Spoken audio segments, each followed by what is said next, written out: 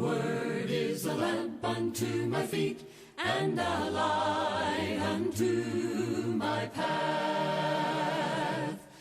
Good morning, and thank you for tuning in to the Back to the Bible radio program. This is Brent Arnold, the preacher for the Greenfield Church of Christ in Greenfield, Tennessee. And I'm delighted to have the opportunity to study God's Word with you this morning. Now, let us open God's Word together as we go back to the Bible. I want to take this opportunity to invite you all to come out to the Greenfield Church of Christ this week. We're having a gospel meeting, and Larry Sweeney from Brownsville, Tennessee is going to come and be preaching for us this week. We're also going to have Aaron Hand from Martin, Tennessee to lead us in singing. And I know that the worship is going to be uplifting and will help us to grow and draw closer to God.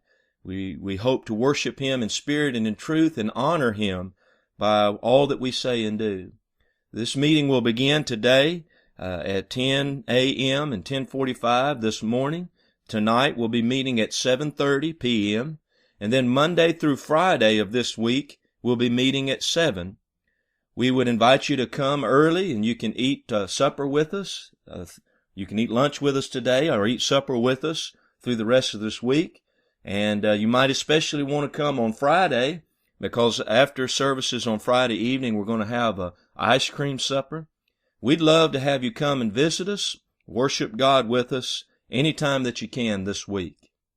Over the past couple of weeks, we've been studying about how to have a marriage that's love song worthy. And we're doing this by studying the great love song that's in the Bible, the Song of Solomon. As husbands and wives, we are striving to be the helpmeet that God would have us to be.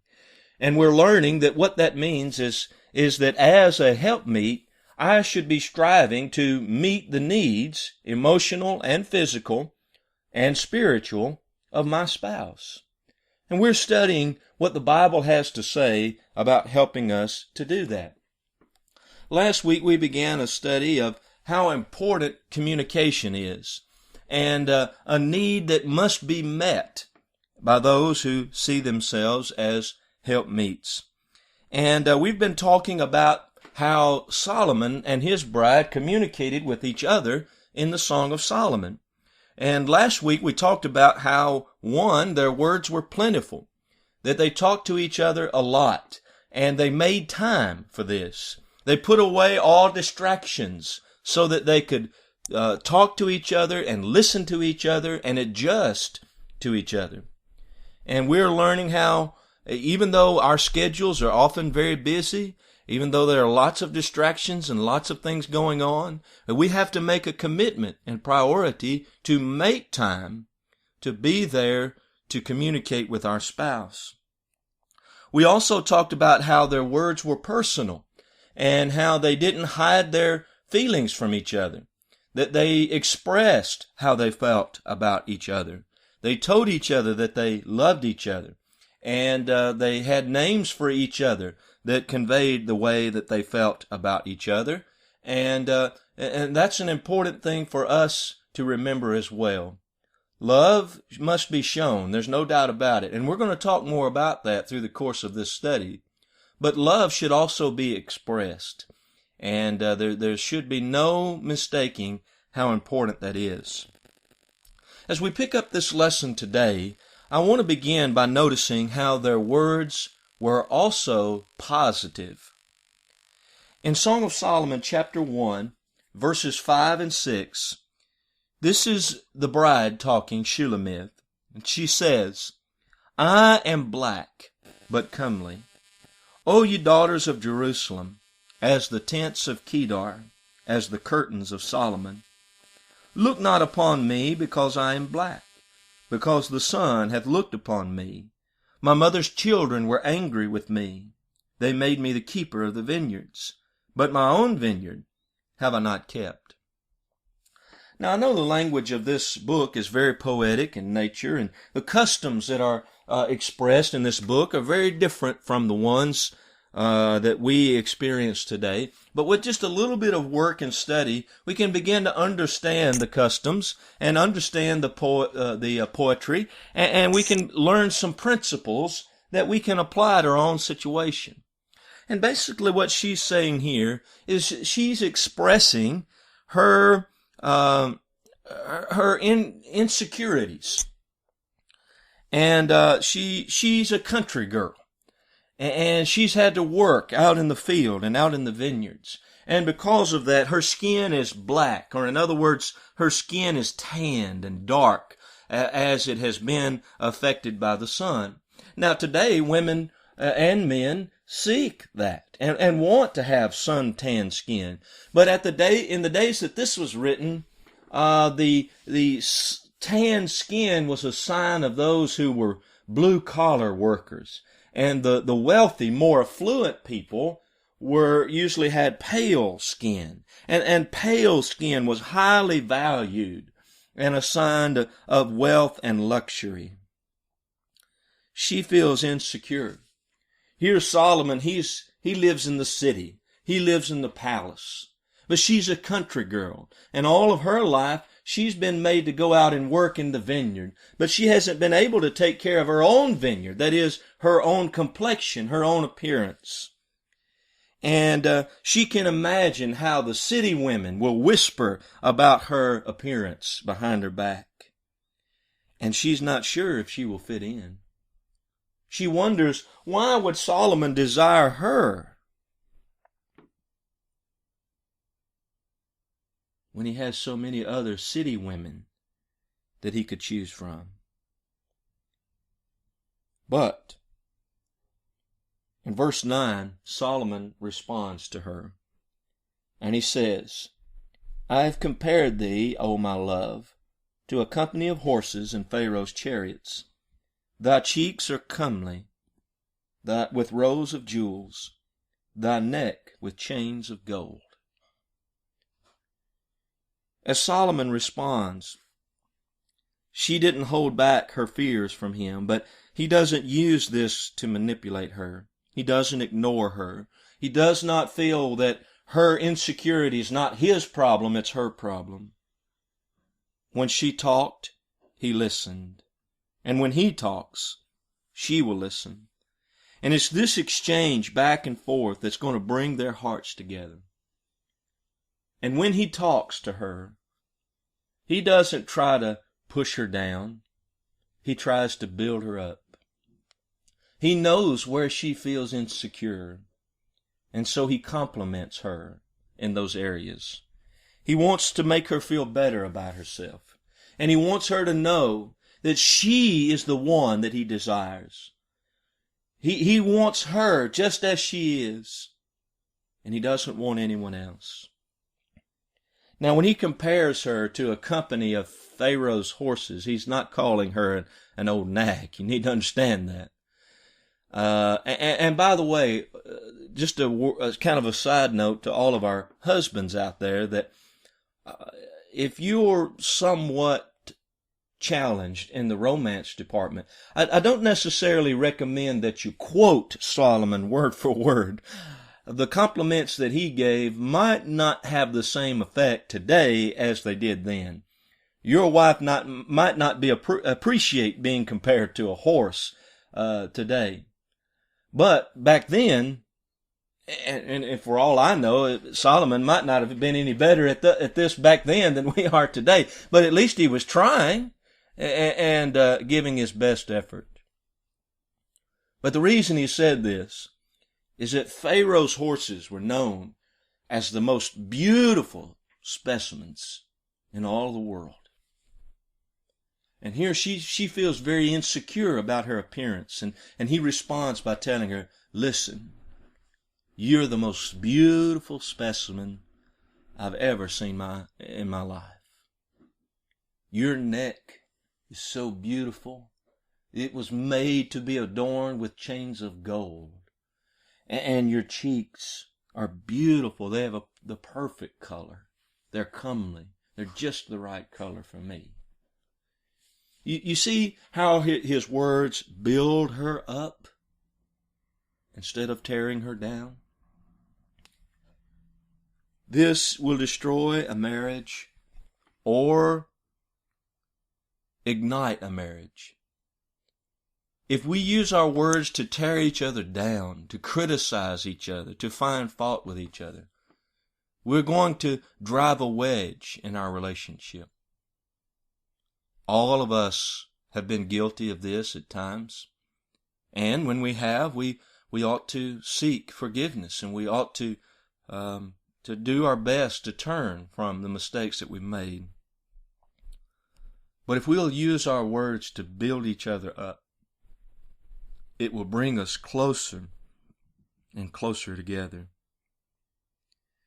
Another thing that Solomon sees here, he's listening to her, and he sees her talk about her brothers. Her brothers forced her to go out and work. Her brothers were not kind to her. And that made her feel very insecure.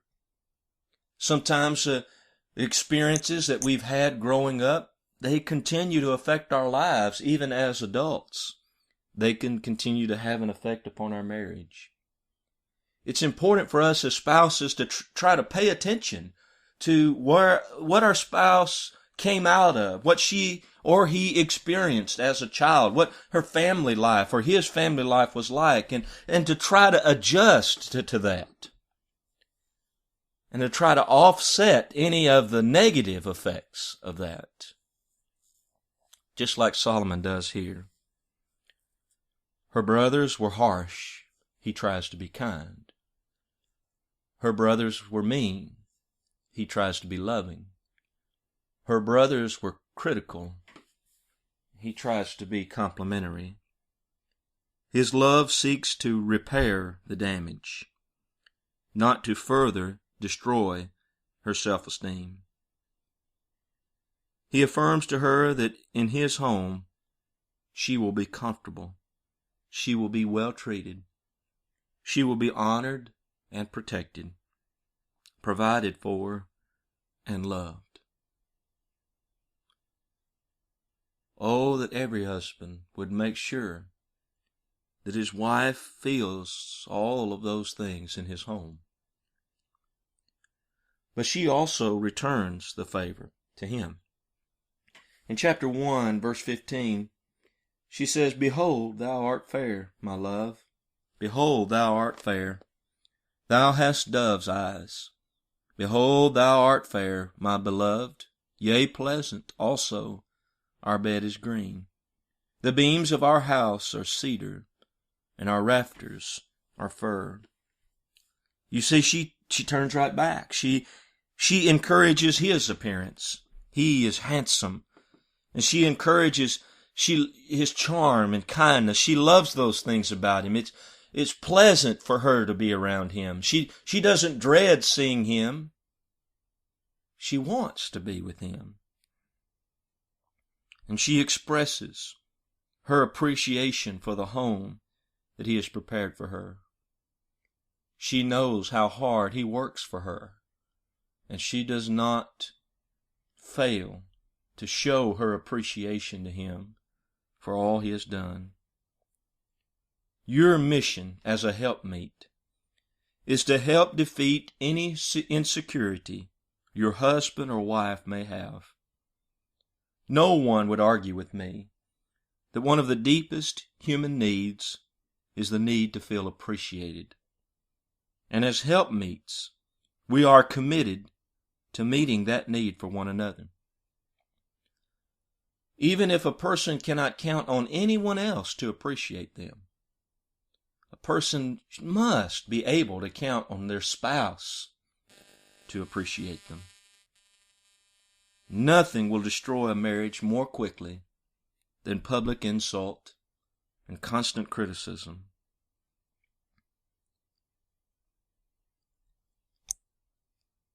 Over in chapter 2, verse 1, she said, "I am the rose of Sharon, the lily of the valleys. As the lily among thorns, so is my love among the daughters." She says, I'm just a lily of the valleys.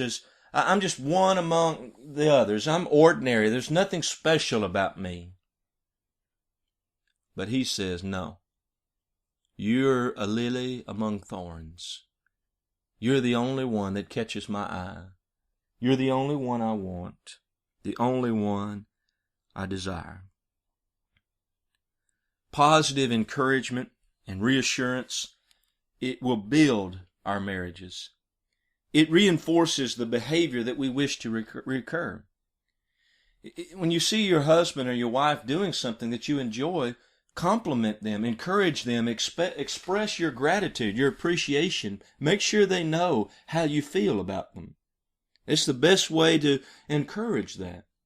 I heard about a wife who went to a marriage counselor because she had been trying for months to get her husband to paint the bedroom. He told her that he could help her to encourage her husband to paint the bedroom, but she would have to do exactly what he said. She agreed. He told her not to mention the bedroom again. She instantly argued with him. You don't understand, sir. If I don't mention this, he'll never do it. He'll just keep putting it off. But he said, no, you've got to listen to me. Do not mention the bedroom again. He said, does he know that you want the bedroom painted? She said, yes. He said, do not mention it again. And then he told her to do this. He said, make it a habit to thank him for any help that he provides for anything else. If he takes out the garbage, thank him. If he mows the yard, thank him. If he changes a light bulb, thank him.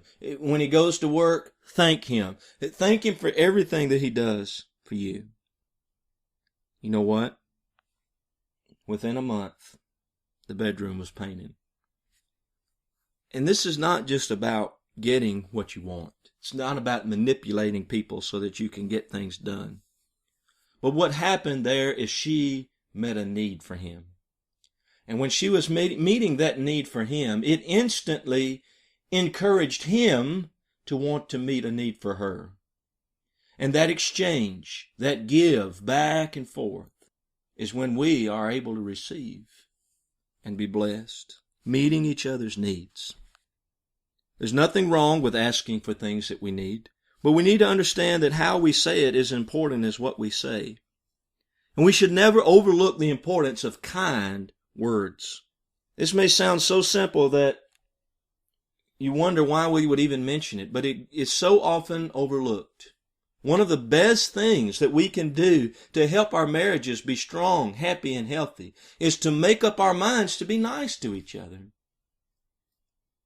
It goes a long way, my friends. This kindness is expressed both by what we say and how we say it. Don't you remember the Bible says that a soft answer turns away wrath? Proverbs 15:1. A soft answer. Even when requests are made or problems discussed, we don't have to indulge in harsh demands or criticisms. We should be careful when we need something from our spouse to make a respectful request, not a demand.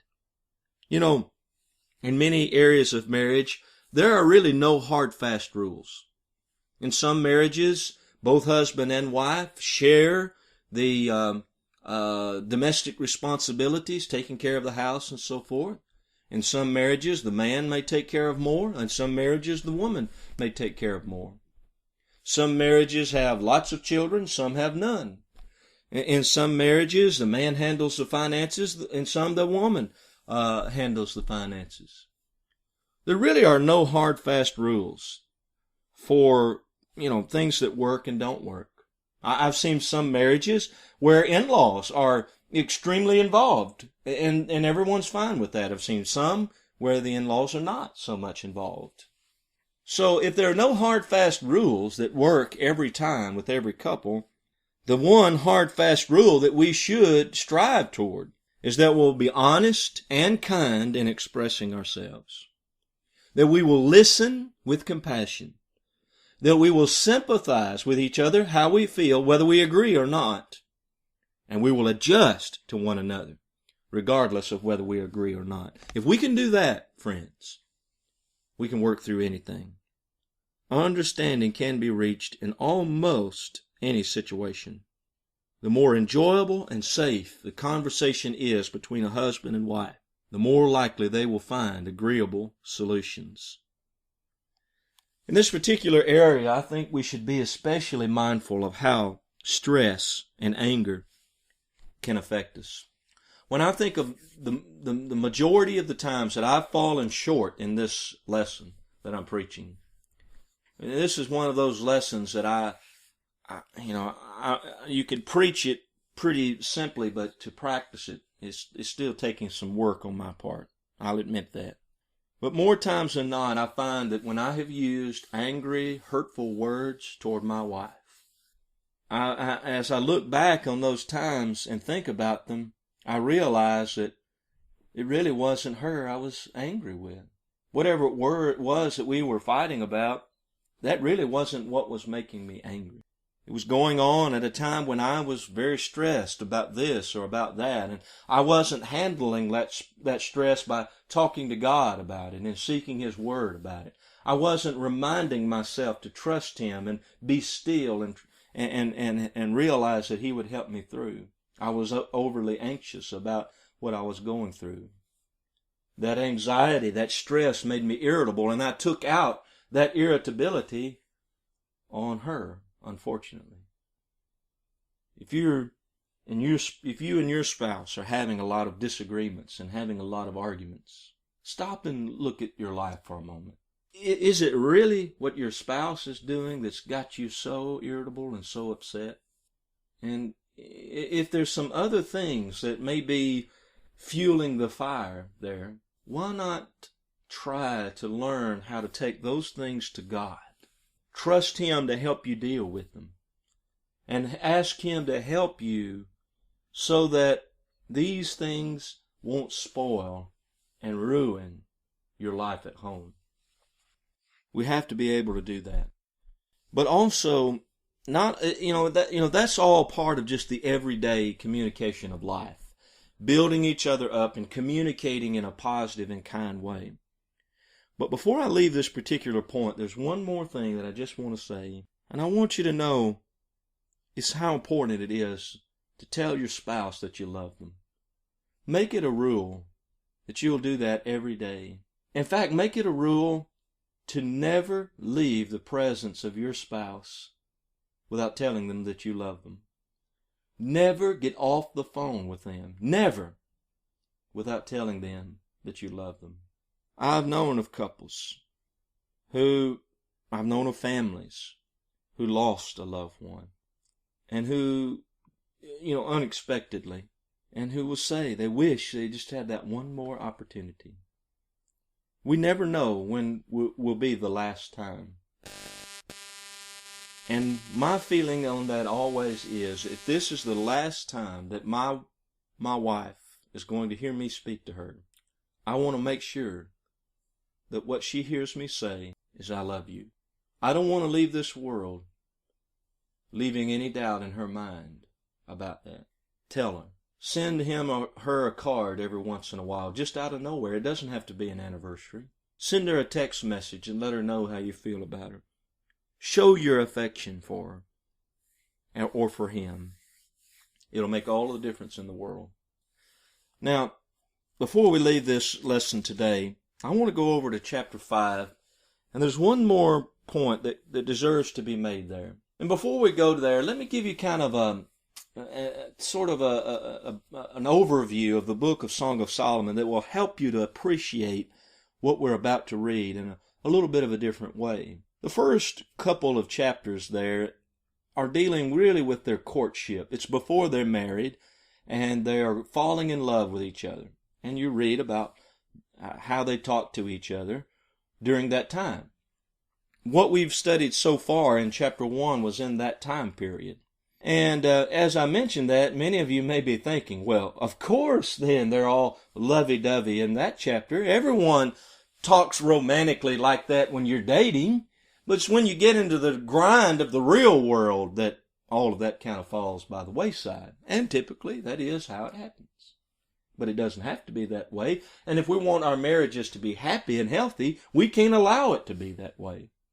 You know, you know the old story about how the man and the woman, when they're dating, and they go out on a date in his pickup truck, and she sits in the seat right beside him, leaving an empty space over there on the passenger side. She wants to be as close to him as she can. And then later on, after they've been married a few years, he's sitting on one side driving, and she's sitting on the passenger side. They're not as close as they used to be. Or some people say you can go into a restaurant, you can look around and you can tell the couples that are dating and the couples that are married, because the couples that are dating are talking to each other and smiling and enjoying themselves, and the couples that are married are just looking down at their food and eating their food and not saying anything to each other. But we don't have to follow those stereotypes. And I'm going to tell you, this is something I know from experience, from my relationship with my wonderful wife, Julie. We were high school sweethearts. We started dating our junior year of high school, have been together ever since. We married while I was in college. We've been married now for 13 years. We have 3 children. And I'm going to tell you this. Not only am I still in love with her, but I'm falling even deeper in love with her every day. Lots of times the way we think about it is the romance is at its height when we're dating, and then when we marry and we enter into the real world, it just kind of starts to fall off and taper away at that point. But it doesn't have to be that way. It really doesn't. It can be the opposite. It can just get better and better and better. And really and truly, that's what you see with Shulamith and Solomon. In chapter 3, they are married. In chapter 4, they face some conflict in their marriage. And then when you come to chapter 5, you'll find something interesting. This is after they're married, they're in the real world, and they've already experienced some conflict. But when you come to verse 9, the Bible says, "What is thy beloved more than any other beloved, O thou fairest among women?" These women are asking Shulamith, "What's so special about your husband? O thou fairest among women, what is thy beloved more than any other?" "My beloved is white and ruddy, the chief among 10,000. His head is as the most fine gold, his locks are bushy and black as a raven. His eyes are as the eyes of doves." Dove represented love. She could see love in his eyes. "His cheeks are a bed of spices and sweet flowers. His hands are as gold rings set with beryl. His mouth is most sweet. He is altogether lovely." Then he says, "Thou art beautiful, O my love, as Tisra, comely as Jerusalem, terrible as an army with banners.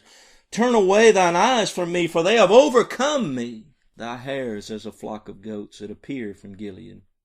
Thy teeth are as a flock of sheep, white, which go up from the washing. Every one beareth twins, and none is barren among them. As a piece of pomegranate are thy temples, a beautiful blush within thy locks." See how they continue to praise each other? You see how similar what they're saying here is to what they said in chapter 1? Here's the point. They understood that what it took to win his heart is what it'll take to keep it.